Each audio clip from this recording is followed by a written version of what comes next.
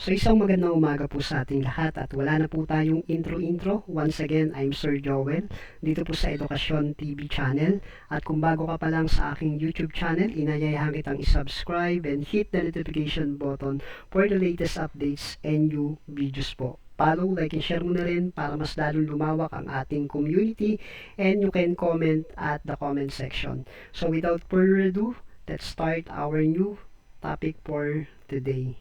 So our topic for today is 7 techniques in teaching methods. So etong technique na ito ay malaki yung maitutulong nito bilang mga teachers po, no? Sabi nga rito, teaching methods are strategy. Ang teaching methods po ay isang estratehiya o approach sa mga educators para magamit natin to makapag-impart tayo ng knowledge, skills, values sa mga estudyante.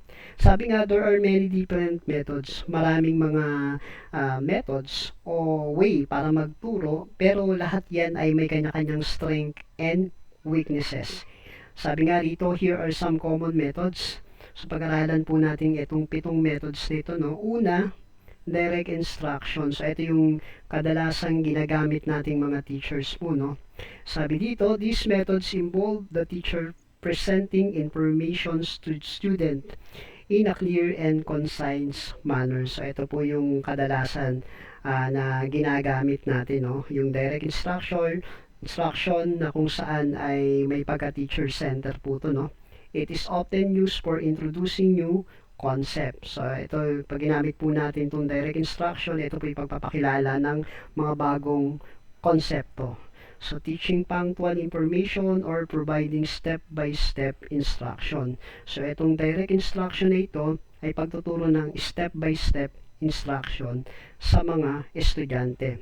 Example, include po natin yan yung lectures, demonstration, and guided practice po. Ikalawa o number 2, yung inquiry-based learning po. So sa inquiry-based learning naman, ito naman po yan, this approach encourage student to ask question. Ito naman yung nagbibigay po tayo ng pagkakataon na sila po ay magtanong po o iklaro nila para mas malinaw po sa kanila yung ating mga tinuturo po. Explores idea and discover knowledge po. So dito nila ma-explore yung mga bagong idea at madidiscover nila yung mga bagong kaalaman. So maganda yan at maganda hayaan po natin silang magtanong para sa mga bagong kaalaman po, no? Teachers act as facilitator. So dito sa inquiry-based learning, dito po lumalabas yung teacher facilitators, no? So hinayaan natin silang matuto at tayo po ay lumalabas na facilitator na lang po, no? Ang ginagawa na lang po natin, guiding student through the process of investigation. Ginaguide na lang po natin sila. Then, ang example niyan is include project-based learning, problem-solving activities, and scientific experiment. Pangatlo po, yung cooperative learning naman. Yung cooperative learning, sabi rito, these methods involve student working together in a small group to achieve a common goal. So dito naman sa cooperative learning na to ay hinahayaan natin na magkaroon po ng small group na ang pinaka-goal o achieve po nila ay matutunan po nila o madiscover nila yung isang topic o isang bagay na inimbestigahan nila na gusto nilang matutunan o i-discover po. It promotes collaboration. So yan yung pagtutulong nila sa pag-aaral na nagko-collaborate na sila. Then communication, nag-usap-usap sila kung ano ba yung gagawin nila sa subject o topic na ibinigay sa kanila para matutunan nila yung isang bagay po o isang subject po. And peer learning, no?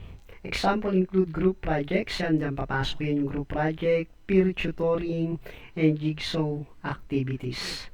Pang-apat po yung differentiated instruction. Sabi dito, this approach recognize the student learn at different paces and in different ways. So meron naman tayong mga tinatawag na self-paced, no? Teachers tailor their instruction to meet the individual needs of each student. So may kanya-kanya approach po, no? Kaya nga, di ba, nauso yung self-paced, online studies na kung saan pwede silang mag-aral sa kanilang oras, araw, panahon, di ba? So nauso yan lalo na nung pandemic po. So this can involve providing different level of support using various teaching strategies and offering alternative assessment po.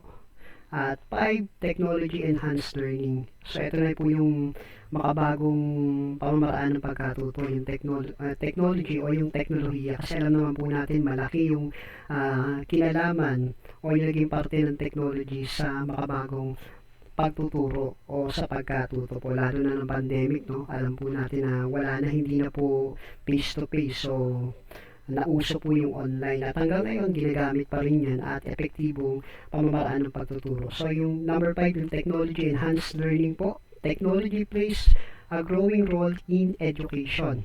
Again, malaki yung kinalaman ng technology sa pag-aaral ng mga estudyante ngayon. And offering new and innovative ways to teach and learn. Yan. Example include online learning platform, interactive simulations and educational app. 6, experimental learning po. Ito naman po yung pang-anim po, yung experimental learning. This method emphasize hands-on learning through a real-world experience. So, ito naman po yung tinatawag nating pa-experience na po natin sa kanila. Lalo sa mga college, di ba, may mga tawag dito, may mga pupuntahan ng lugar, meron silang investigahan, meron silang mga gagawin na kailangan face to face, no? Hand-on-hand na talagang may experience nila face to face yung dapat nilang matutunan, no? It can involve field trips, yan, field trips, natututo rin po sila dyan, internship, community service, yan. Then project and simulations po. Then lastly, yung tinatawag nating 7, project-based learning.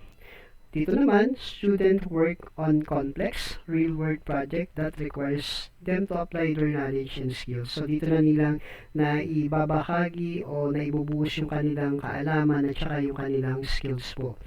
This method encourage creativity, kasama dyan yung pagiging malikhain ng mga estudyante, yung kanilang problem solving skills and critical thinking. So dito, the best teaching method will depend on a specific subject matter, that age and learning styles of the students and the goals of the teachers. It is often effective to use a combination of different methods to create a dynamic and engaging learning environment. So sabi nga natin dito ay maraming ways ng pagtuturo. Pero ang pinakamahalaga dyan ay masubukan po natin dyan kung paano yung effective way na kung paano mag-repeat sa mga estudyante na pwede nating gamitin. So with that, sana may natutunan po kayo dito sa 7 techniques and teaching method. So sa susunod na videos, sana po ay patuloy tayong magsama-sama po dito po sa Edukasyon TV channel. Once again, I'm Sir Joel. God bless po sa ating lahat.